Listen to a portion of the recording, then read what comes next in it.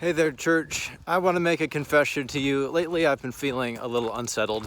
Partly, to be honest, I've been feeling unsettled because we've had so many gorgeous days in November. I haven't known what to do. I felt a couple times like these 70-degree days in November have put me back in San Diego, where I grew up.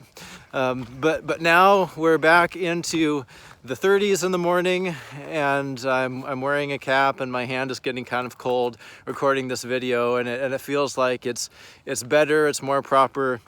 Strider is exploring the cold water as we take our walk today. And isn't that how it is? And we can alternate between these periods of feeling at home, feeling unsettled. You can see the stretch of road behind me here at the Rookery where I've been walking, and turn the camera here and see there's a stretch of road up ahead where we meet the junction where the old railroad came through.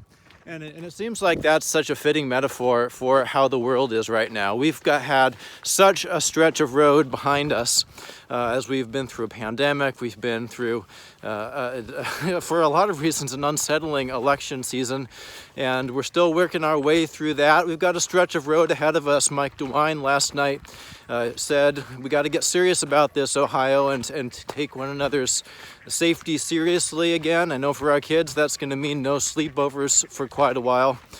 And as the church, we're going to keep on trying to make the best decisions we can, balancing our need to share relationships in different ways. I know for a lot of us, getting together in person is really important. I felt like it's important, but at the same time, we're not going to do anything that puts our community at risk and falls out of step with larger efforts to keep one another safe.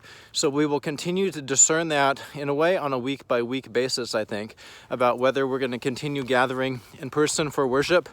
We're staying nimble. We're going to try to listen to the Spirit and do what we can to keep loving God, sharing relationships, and serving others from the heart of Christ in the days that we've got.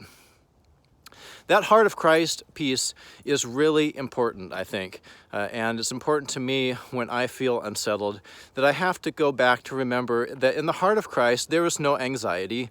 Jesus' heart may feel unsettled about how the world is, but he's not afraid.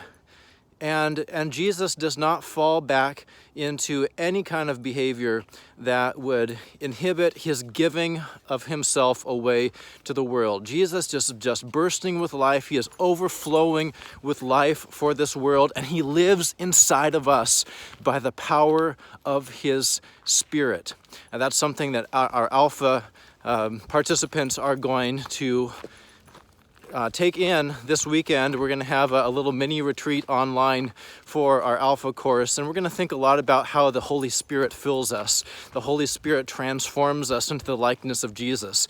The Holy Spirit is God's personal presence walking with us in everything, every single step of the way. No matter what the road has been, however it stretches on, the Holy Spirit is with us, an outpouring of God's love and hope and peace and joy right into us so we can flow through us to others.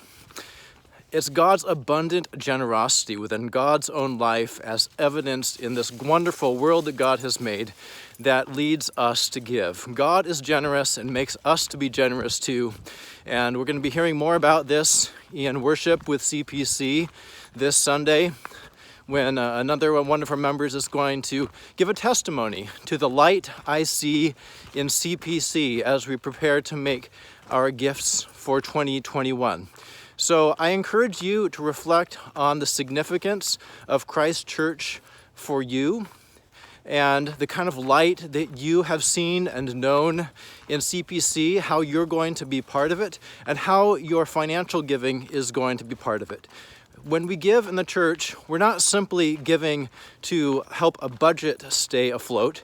We are giving to be part of a movement of God's love, God's Spirit, God's way of being in Jesus being worked out in us in the world, in the way we live in our families, in the way that we do our jobs, in the way that we come together for efforts like the drive-through dinner that's going to be happening this coming Thursday again, just offering a free meal to our community. I can imagine someone driving through and just feeling a sense of relief, feeling some of the burdens of this day and saying, oh my goodness, how wonderful.